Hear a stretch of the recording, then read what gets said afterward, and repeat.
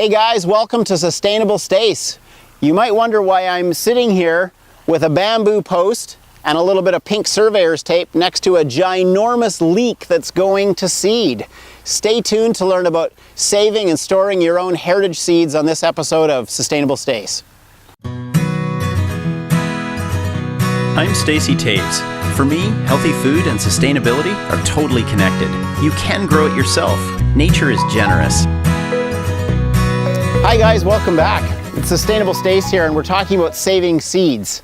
I've grown veggies most of my life, but saving seeds is something I've only fallen in love with and really started to learn about in the last few years. And it's a bit of a patience game, and man, is it ever fulfilling to be able to plant seeds in spring that you saved the previous year. One of the things I've noted in most cases with most of the seeds that we save is that it's a long game. You have to plan ahead. And so when you have great produce that you're harvesting out of your garden and you decide, wow, this is amazing, I'd like to have this type of seed and this type of plant of this seed varietal again next year, you want to know that it's an heirloom seed and that you're going to be able to succeed on saving those seeds for the following year to plant, because it's a hybrid or GMO seed. Saving it won't work. You're just going to be able to eat it. That's it. So these are all heritage seeds, old school varieties that have survived the test of time. And when you save the seed from the parent plant, you'll be able to plant it the following year to grow baby plants true to the parents from which you saved the seeds. Now, it's pretty shocking when you start to wait through the harvest season to see how long a plant will hold on to its seeds.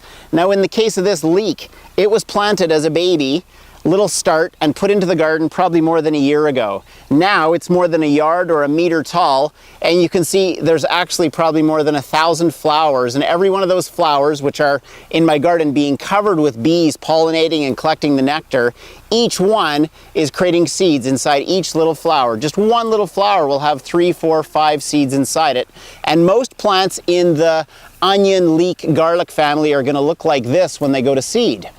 So what I've got is tiny little renditions in the most case of what going to seed looks like. Obviously you understand that when you pull up a potato you could eat it, but you could also save the beauties and overwinter them in a cool, dry place and then plant them in spring or early summer for another year's harvest.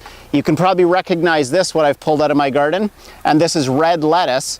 The plant's probably bigger around than I can reach with my hands now, and this is just one stalk of the red lettuce. It's gone to flower, and it's now starting to form seeds. So this one plant is going to produce thousands of seeds that I can seed for future years and also trade. One thing you might want to check out in terms of sharing and trading seeds is Seedy Saturday.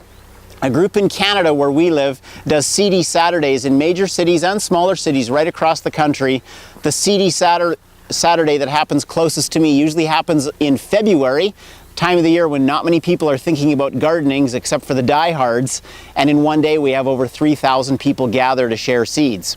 But some of the other seeds I want to show you here are beets, and I've got some beets that I'll show you a little later in the garden. The plants from one beet end up having tens of thousands of seeds, and there's one here that's quite green, not ready to harvest, and quite brown. I was harvesting the sibling beets to this variety over a year ago, so it's taken a year for them to turn around. This is from a chard plant that's going to seed.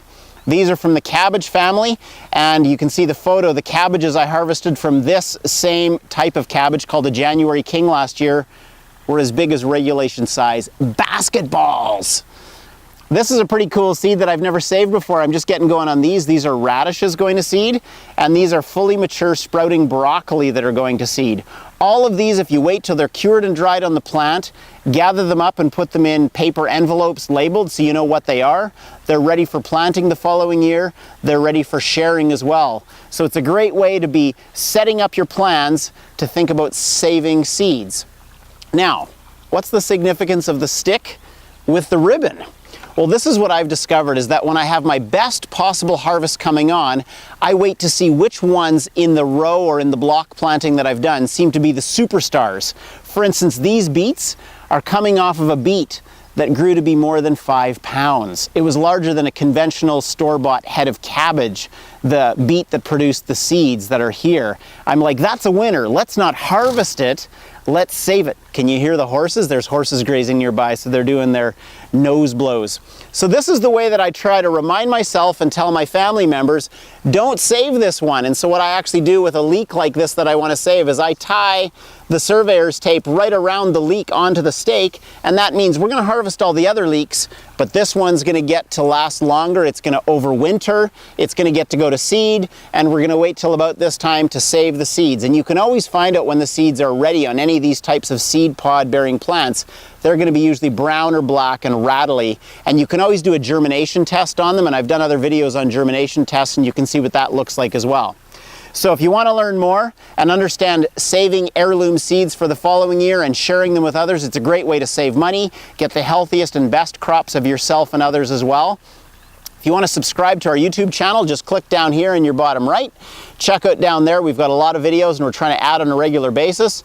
And at sustainablestace.com, if you click up here and check out the website, you'll find blog posts and you'll find all the latest news that we're putting up there on hints and ideas on how to improve so that you can be hopeful, helpful, and healthy in all that you do. Until next time, have a good one.